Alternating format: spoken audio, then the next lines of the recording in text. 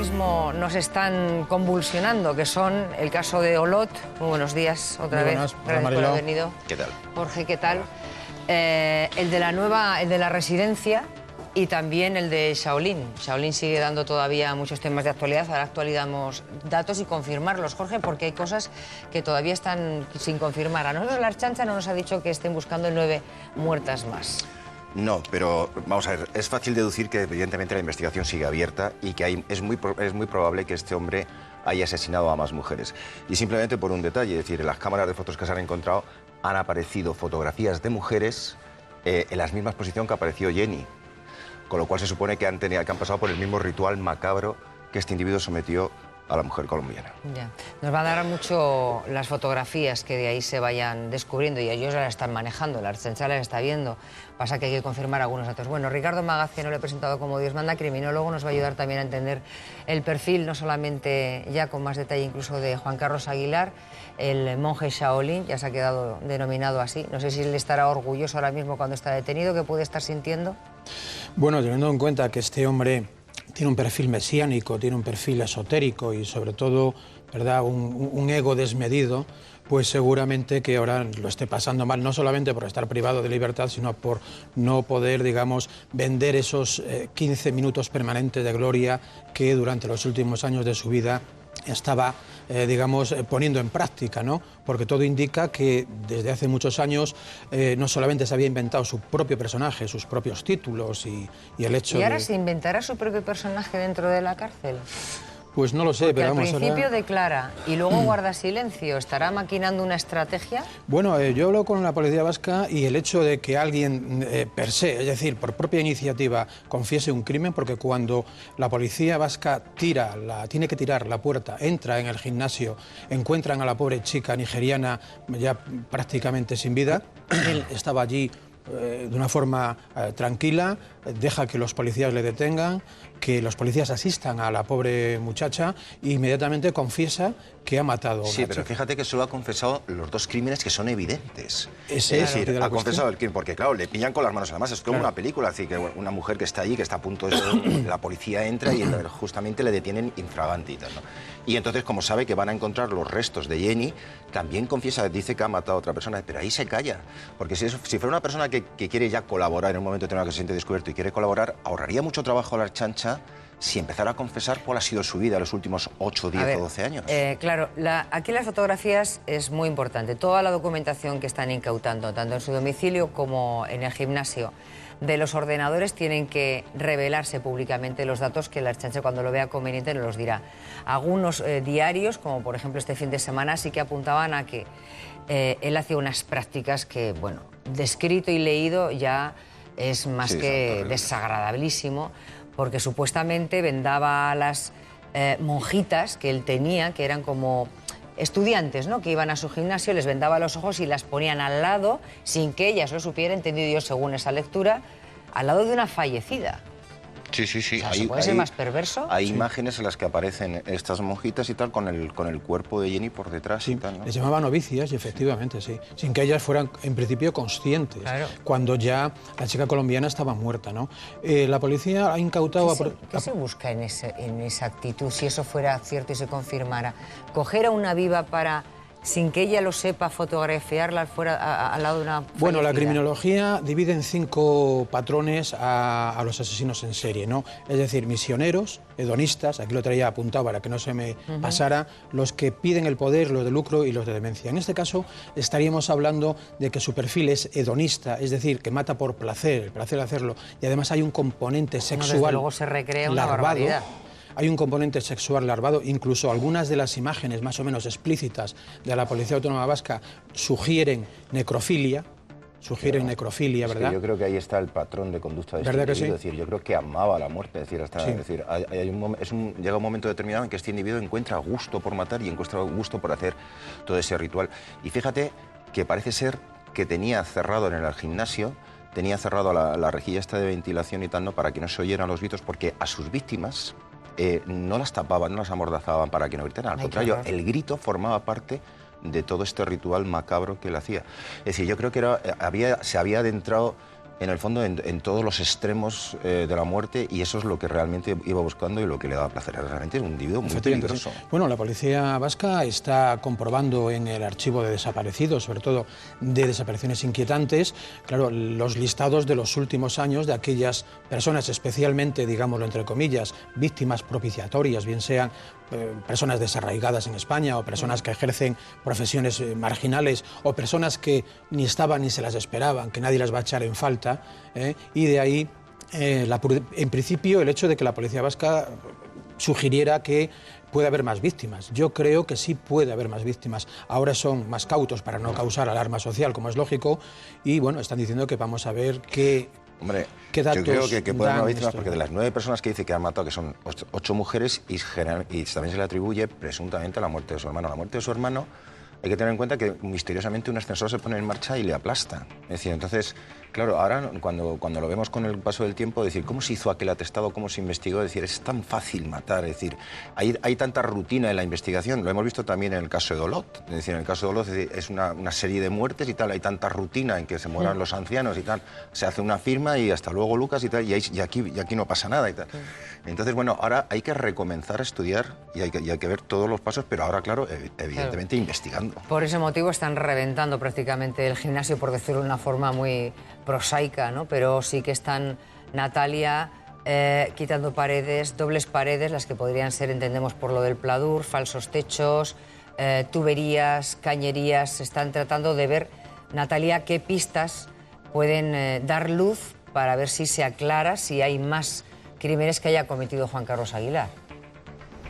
Sobre todo lo que están buscando serían nuevos ADNs para contrastar con personas que hayan podido estar en el gimnasio, pero es una labor muy amplia porque en este gimnasio entraba mucha gente, que hay que recordar también que el jueves y el viernes, tan solo 48 horas antes de que él fuese detenido aquí cuando presuntamente estaba agrediendo a Ada, 2 días antes, como decimos, había gente. Mira, Marilo, esta es parte de la policía científica.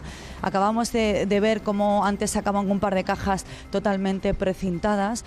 Ellos están aquí aproximadamente desde las 8:30 de la mañana. Esas son cajas que Mucho son de la movimiento. policía y que estarían llenas de cosas de Juan Carlos Aguilar, o esa caja es de Juan Carlos De lo que Aguilar. pueden ser... Esta caja en concreto que acaba de guardar esta gente de la policía vasca es el material que utiliza la policía científica para encontrar nuevas pistas.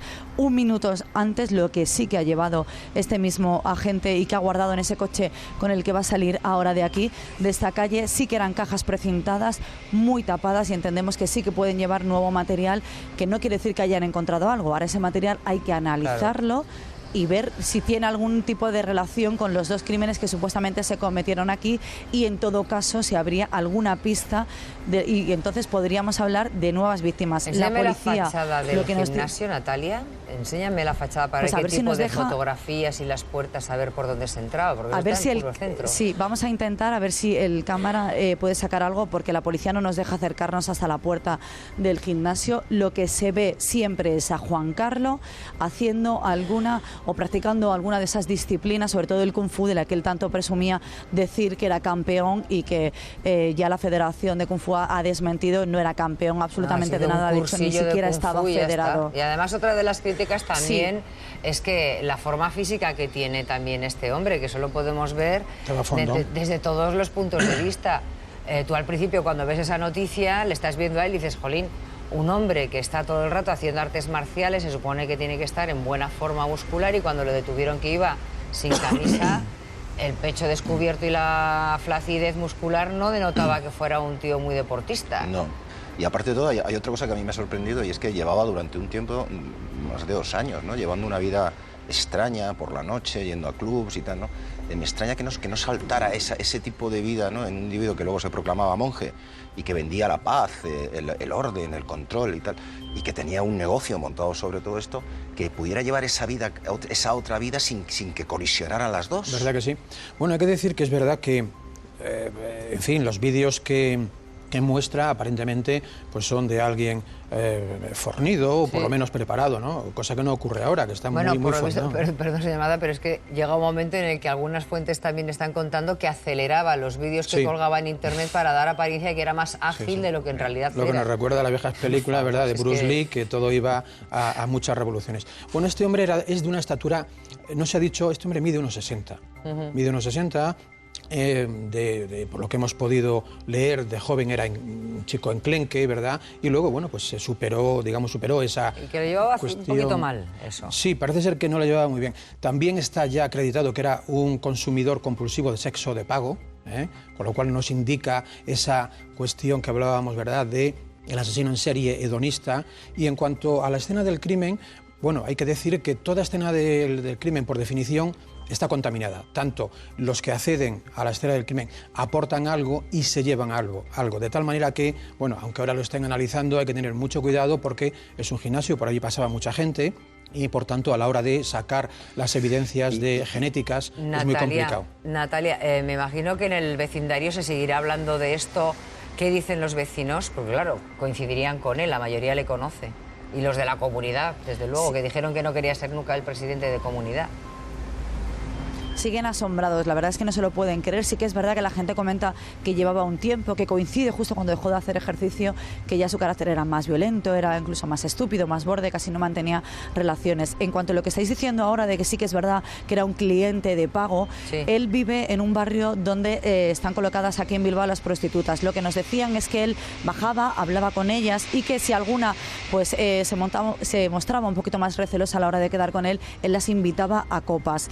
Lo que nos dicen por aquí, sobre todo hoy, que ya ha pasado una semana de la detención, la gente todavía sigue sin creerse.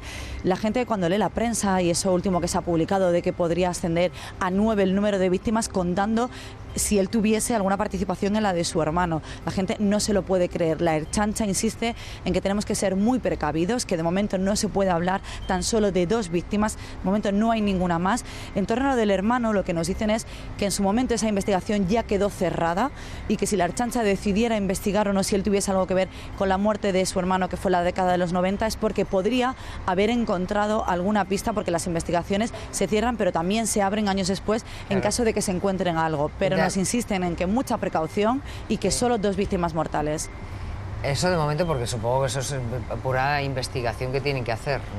Tienen que volver a revisar otra vez ese testaferro, eso. Hombre, a mí los atestados de lo que ocurrió entonces, claro. Yo desde el principio, si te acuerdas, la semana pasada, ya el martes, cuando nos enteramos de la misteriosa muerte de su hermano, siempre, hombre, te crea la sospecha, ¿no? Es decir, ahora, vista el carácter de este individuo, además, el hermano y él tenían una relación extraña, ¿no? Es decir, él controlaba mucho a su hermano, le sacrificaba. De alguna manera, la pérdida de su hermano además significa la ascensión de este individuo, porque a partir de que el hermano muere, él se va a China, empieza, bueno, él ya se había ido antes a China, pero él cambia radicalmente, empieza a hacerse con negocios, empieza a hacerse con dinero. Hay otro aspecto de este individuo que... De la madre también tenemos que hablar, el perfil de los padres. Él no habla de su madre, él habla de su padre nada más. Bueno, pues eso me imagino que tendrá una explicación incluso... Sí, yo creo que entramos ahí ya en el hecho del género femenino. Claro, ¿por qué mata mujeres y no...? Porque asesinos en serie, a lo largo de la historia ha habido muchísimos. El caso, por ejemplo, del arropiero, que bueno, pues mató docenas y docenas de personas indiscriminadamente, fueran hombres o mujeres. Pero hay asesinos en serie que específicamente matan mujeres y dentro de mujeres matan prostitutas. Ahí ya entraríamos un poco dentro de la categoría del misionero, del asesino en serie misionero, es decir, aquel que se cree apostólico, ¿verdad? Y que cree que tiene una misión en la vida. Y en este caso, bueno, sería redimir pues, a las pobres chicas. ¿Sabe distinguir el ¿no? bien del mal? Sí, sí, en este caso sí. En este caso está en el atestado de la policía vasca, consta que, bueno, aparentemente no sufre ningún desequilibrio mental y que sabe discernir perfectamente el bien del mal y el mal causado. Es decir, que tiene empatía suficiente como para ponerse en el lugar del otro, ¿no? Y en cuanto... Quisiera decir una cosa, Mariló. Parece que ya está bastante claro que pudieron identificar a la chica colombiana debido a los implantes mamarios que llevaba. Y que este individuo se los había, ¿verdad, Jorge? Guardado como fetiche, como trofeo, ¿no? Es de suponer que los implantes llevaran un código o algo así, y entonces la policía a partir de ahí... Yo me pregunto, es decir, en todos los asesinatos que ha podido cometer este individuo, siempre supuestamente, ¿se ha llevado cosas o ha hecho fotografías o hay crímenes y asesinatos que cometen estos individuos, a lo mejor los primeros y tal, ¿no? Que ni los graba, ni los filma, ni se lleva fetiches y tal? Es decir, si solo nos basamos en los posibles fetiches y las posibles fotos, estamos hablando de que puede haber 6 mujeres más, según las investigaciones. Pero y si no hay fotografías, si no hay fetiches, dice cuántos hay tal. Yo creo que no sé cómo actúa la policía en estos casos o cómo actúan los jueces y tal, ¿no?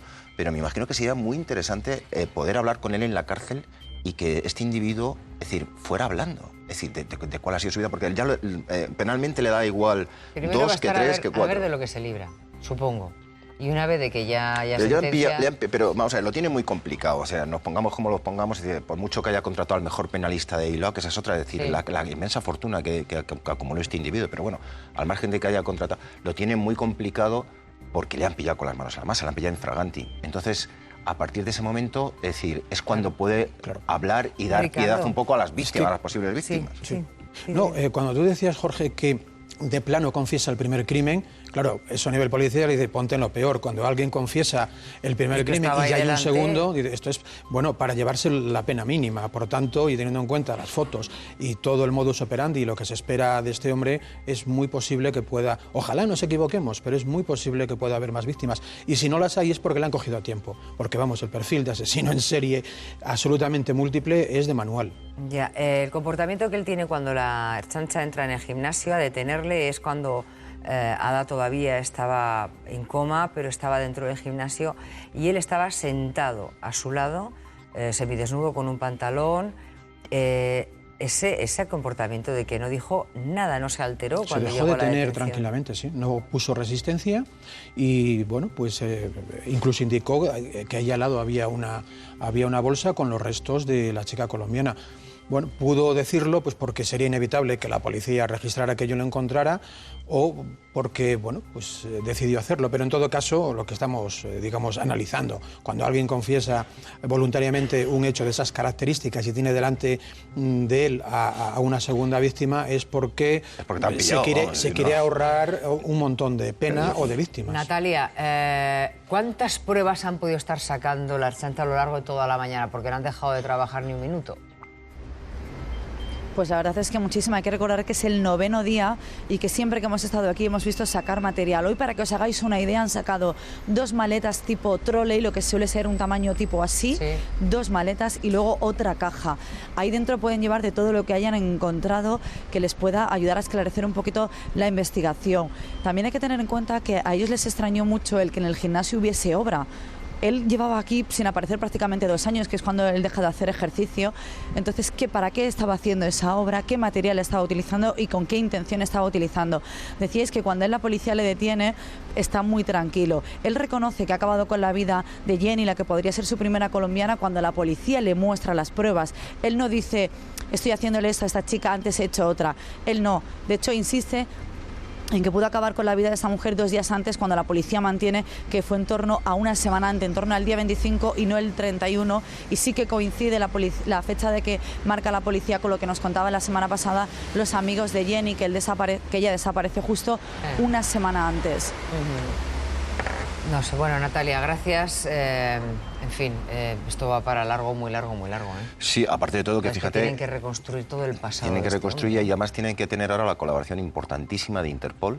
Es decir, porque Interpol tiene que dar, en los sitios donde ha vivido este hombre, por ejemplo en Alemania o en Francia, es decir, es que tenía montado también un negocio de franquicias extrañas. Bueno, en todos estos sitios ahora Europol tiene que investigar y saber si en el momento en que este individuo estuvo por allí, hubo desapariciones, hubo denuncias y tal. Entonces todo eso hay que cotejarlo, hay que verlo y es una investigación que yo creo que va a ser evidentemente muy larga. Este crimen se parece mucho... Testimonios va a tener mucho, porque hay mucha gente que recibió clases en ese gimnasio que está en estado de shock. Porque claro, gente que le han hecho creer en una filosofía, supongo que mal practicada por su parte, la filosofía del budismo y una filosofía del zen, de la paz y tal, y que están trastornados. Dices que ya no sé en qué creer ni en lo que llevo estudiando, pero igual 9 años. Y en el riesgo que estuvieron corriendo sin ser conscientes de ello. Mariló, este crimen es muy parecido al del famoso crimen aquí en Madrid del Mesón, del Lobo Feroz, donde un legionario loco mataba prostitutas, las captaba en la zona de Ballesta, Gran Vía y demás, y las emparedó. Y al final, cuando tiraron las obras que había realizado, aparecieron... Que por cierto, ahora están tirando también, porque parece ser que puso una parte del gimnasio, lo puso con madera y tal, y entonces creo que la Ertzaintza está ahora también retirando esas maderas. Bueno, otro caso...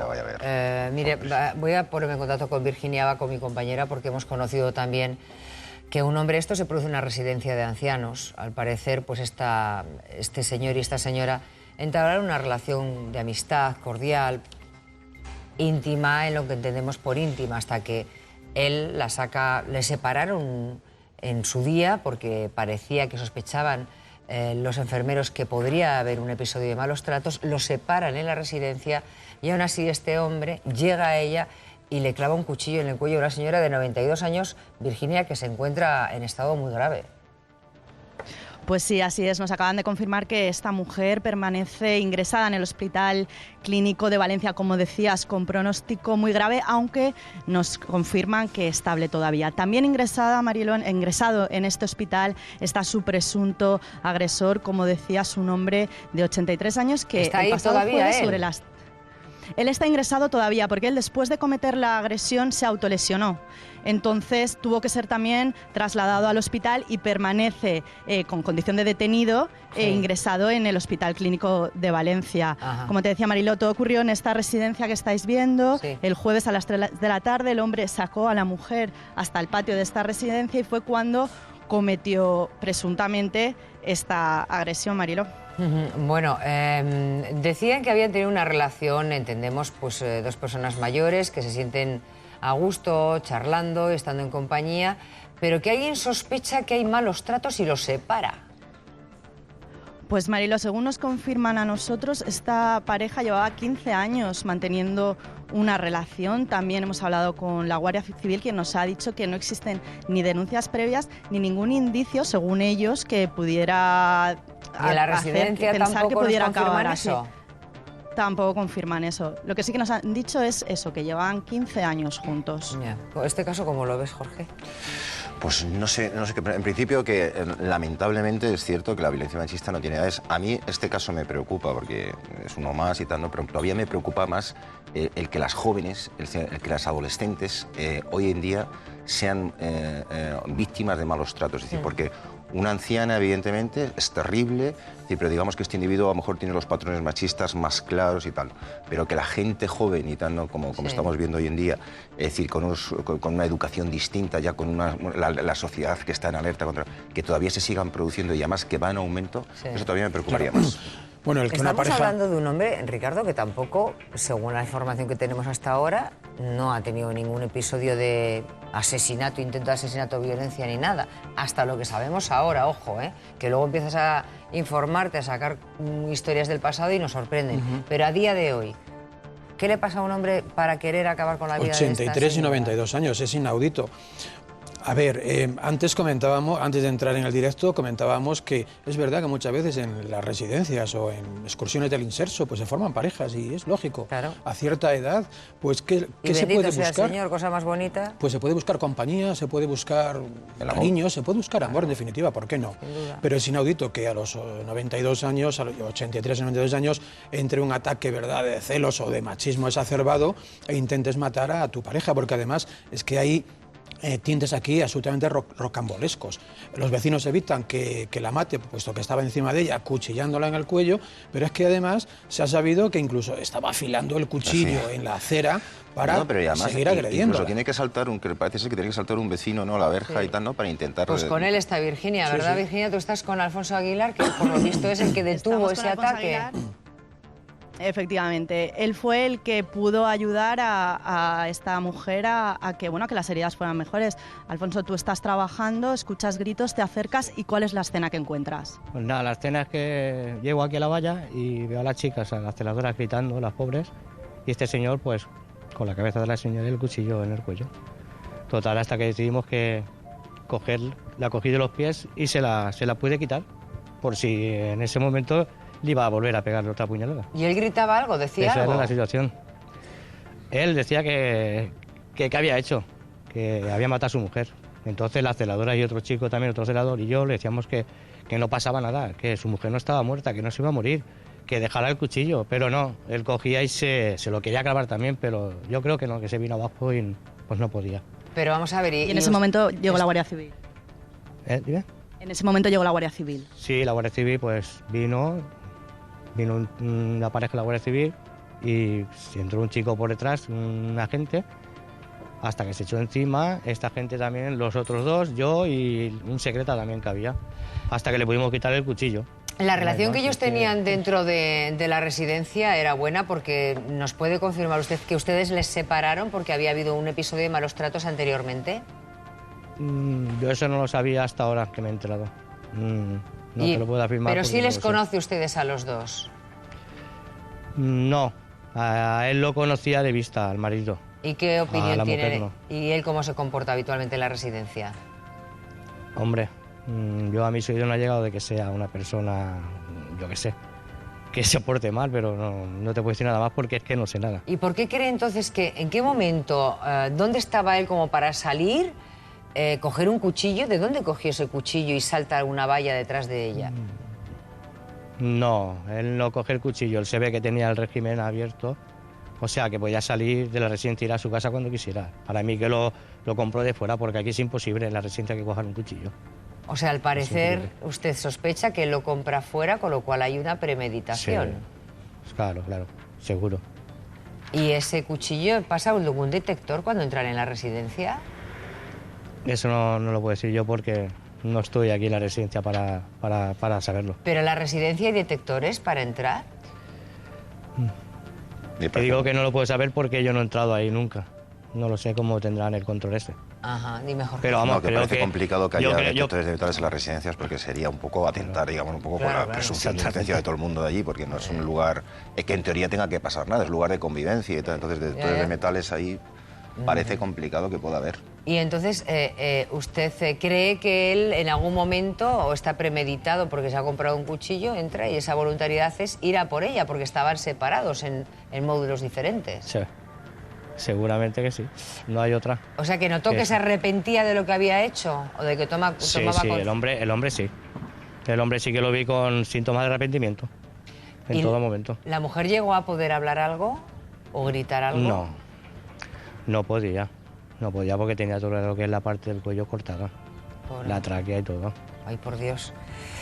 Está muy grave. Bueno, pues lo que ha tenido que vivir usted, porque esas cosas impactan muchísimo.